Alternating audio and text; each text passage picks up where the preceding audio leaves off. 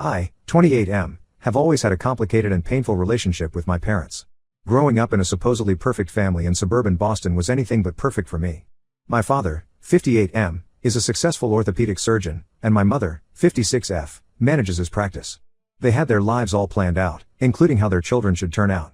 My older brother Sean, 32M, fulfilled all their dreams. He was the star quarterback in high school, got straight A's, went to an Ivy League school, and now works as an investment banker.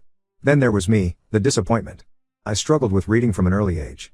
While other kids in my class were reading chapter books, I could barely get through a paragraph without the letters jumping around on the page. My teachers kept telling my parents something wasn't right, but they refused to listen. Instead, they made me sit at our dining room table for hours after school, trying to force me to read. My father would stand over me, getting increasingly frustrated as I stumbled over words, often ending these sessions by throwing the book across the room and calling me worthless. My mother wasn't any better. She would constantly tell relatives and family friends how slow I was, always following it up with, "But at least we have Sean." At family gatherings, she would parade Sean around, showing off his latest achievements, while I was told to stay in my room because they were embarrassed by my inability to carry a proper conversation. What they didn't realize was that I was actually quite good at math and could solve complex problems in my head. I just couldn't read the questions on paper. Sean, despite being their golden child, wasn't actually cruel to me. When he was home from school, he would sometimes sneak into my room and help me with my homework, reading the questions aloud so I could solve them. But he left for college when I was 12, and that's when things got really bad for me. The turning point came during my sophomore year of high school. My English teacher, Mrs. Thompson, noticed that despite my reading difficulties, I was excellent at verbal discussions and could analyze complex themes when they were presented orally. She suggested I might have dyslexia and helped me get tested. When the diagnosis came back positive, I thought finally my parents would understand that I wasn't lazy or stupid. I had a legitimate learning disability. Instead, they were furious. They accused Mrs. Thompson of making excuses for my laziness and threatened to get her fired. My father said no son of his could have a mental problem and refused to implement any of the recommended accommodations. That same year, I failed my driving test twice because I couldn't read the signs fast enough. My father completely lost it. He gathered the entire extended family for a dinner and announced that I was an embarrassment to the family name. He said I would never amount to anything and would probably end up being a burden on Sean for the rest of my life. But Mrs. Thompson didn't give up on me. Behind my parents' backs, she and my high school counselor helped me apply for accommodations for my SATs. With extra time and a reader, I scored in the 95th percentile in math. They also helped me apply to colleges and for disability accommodations.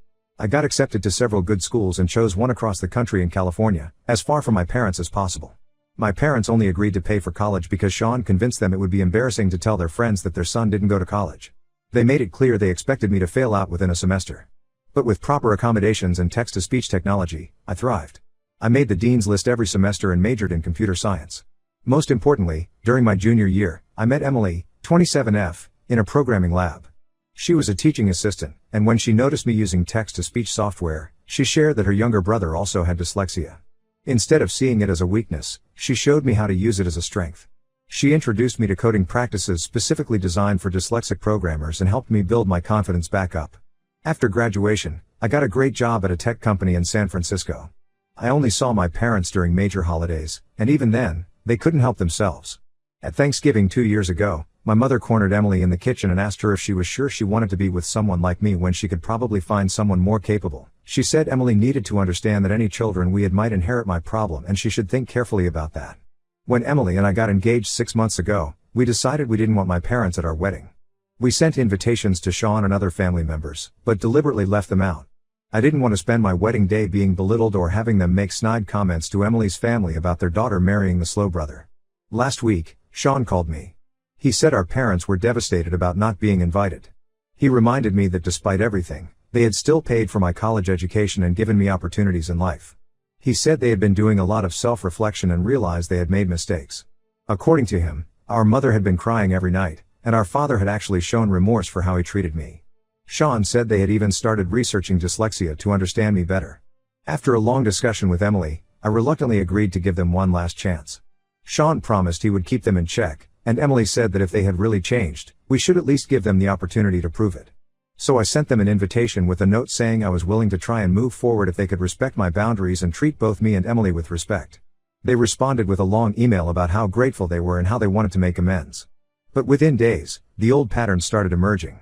My mother began calling Emily multiple times a day, trying to take over our wedding planning. She criticized everything from our venue choice to Emily's dress, which she hadn't even seen.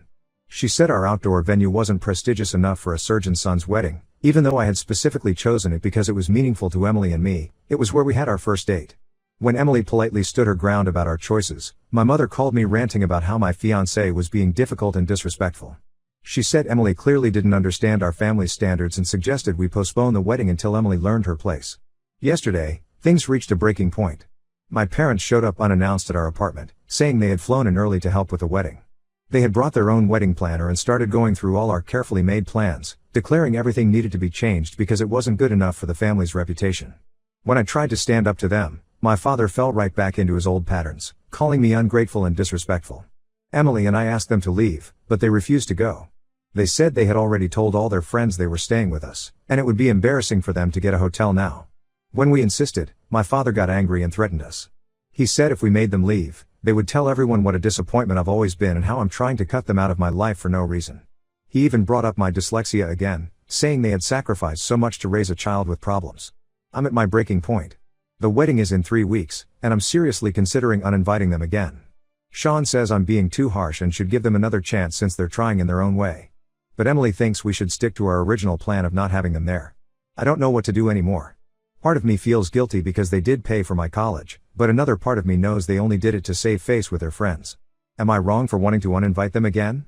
Update 1 first, I want to thank everyone who commented on my original post.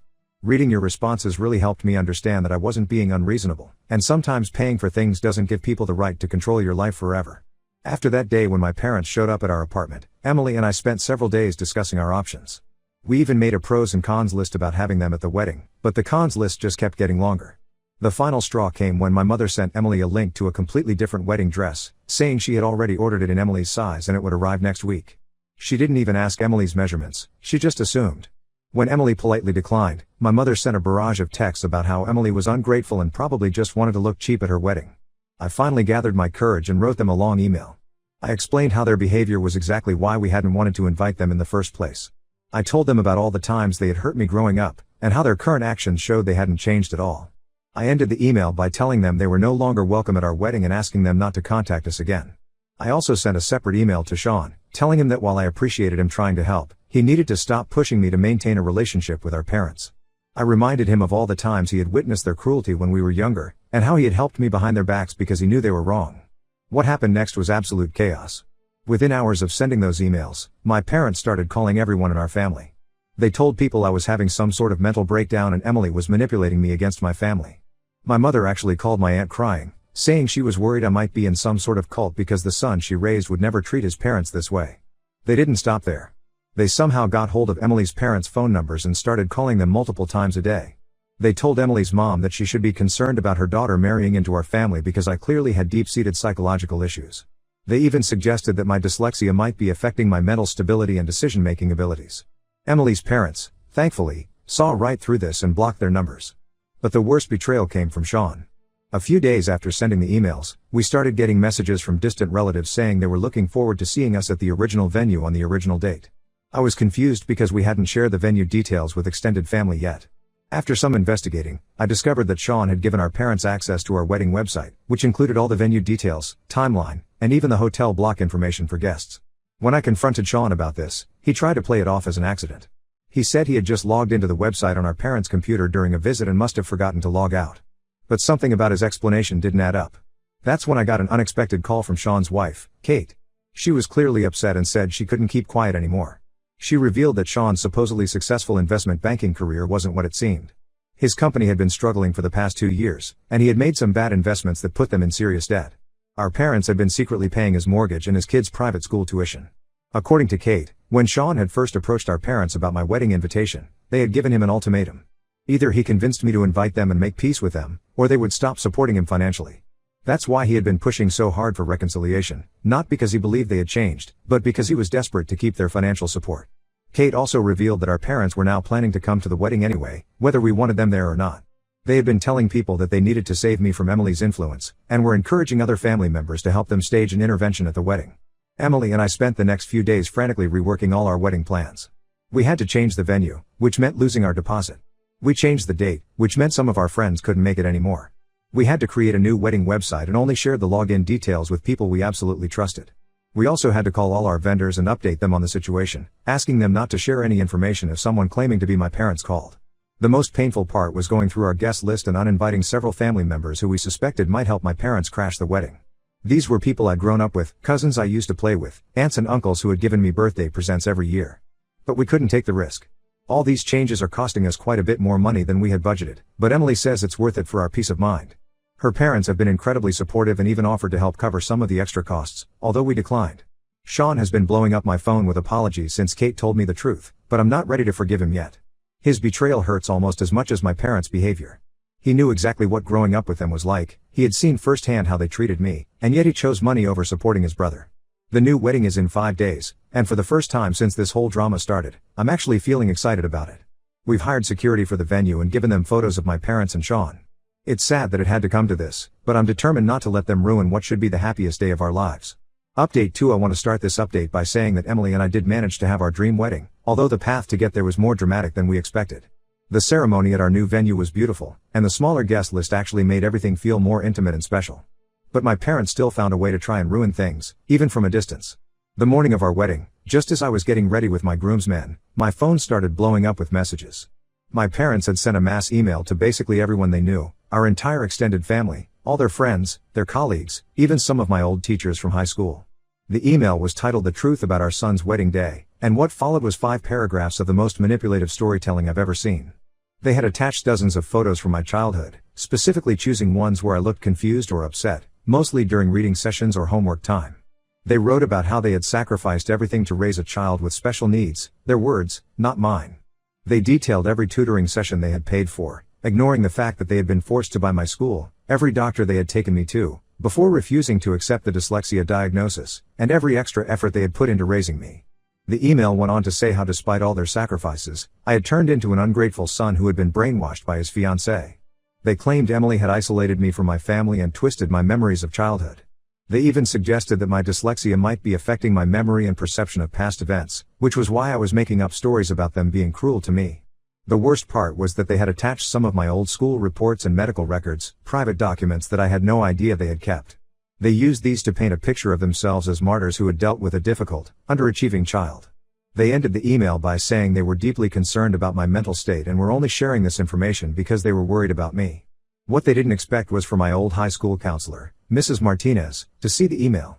She had been invited to the wedding because she's my cousin Rachel's neighbor and had remained a supportive figure in my life. When she saw what my parents had written, she was furious. Mrs. Martinez replied to everyone with her own email, and she had receipts. She had kept detailed records of every interaction with my parents regarding my education. She shared documentation showing how my parents had repeatedly refused to attend meetings about my learning difficulties. She had emails where they had ignored and dismissed professional recommendations for accommodations. There was even a recorded meeting transcript where my father had threatened to sue the school if they labeled his son with a learning disability. The most damning evidence was a letter my mother had written to the school board, demanding they fire Mrs. Thompson, my English teacher who had first suggested I might have dyslexia. In the letter, my mother had written that she would rather have a slow son than one with a mental problem. Mrs. Martinez also included documentation showing how she and Mrs. Thompson had helped me apply for college accommodations behind my parents' backs, because my parents had refused to sign the necessary paperwork. After Mrs. Martinez's email, several other people started replying with their own memories and observations. My third-grade teacher recalled how my mother had screamed at her during a parent-teacher conference for suggesting I might need additional support. One of Sean's old friends remembered how my father had made me stand in a corner at Sean's graduation party because I had mispronounced a word while congratulating my brother. The tide of family opinion shifted dramatically. Many relatives who had been on my parents' side started reaching out to apologize. They said they had always noticed things were off but had believed my parents when they said I was just a difficult child. Even Sean finally grew a spine. He sent his own reply all email admitting that our parents had been financing his failing business and had basically blackmailed him into helping them. He apologized for choosing money over supporting me and confessed that he had always known their treatment of me was wrong. He included some of his own memories of witnessing their cruelty, like the time our father had made me rewrite a birthday thank you card 17 times because my handwriting wasn't neat enough, even though I was only 8. The whole situation is a mess, but in a way, I'm glad everyone finally knows the truth. Some family members are still trying to play both sides, saying that while my parents were wrong, I should still forgive them because they're the only parents you'll ever have. But most people have been supportive of my decision to keep them out of my life, especially after seeing the lengths they went to try and ruin my wedding day. Update 3. It's been 3 months since our wedding, and life has finally settled into a peaceful rhythm. Emily and I just got back from our honeymoon in New Zealand, and for the first time in my life, I feel completely free from my parents' influence. The constant anxiety I used to feel about their next cruel comment or manipulative move is gone. The aftermath of the wedding email drama was intense. Several older relatives cut ties with my parents after learning the full truth about how they had treated me. Even their closest friends, the Andersons, who had known us since I was born, told them they couldn't overlook their behavior anymore. Apparently, Mrs. Anderson had always noticed something was wrong in how they treated me compared to Sean, but they had convinced her I was just a difficult child who needed strict handling.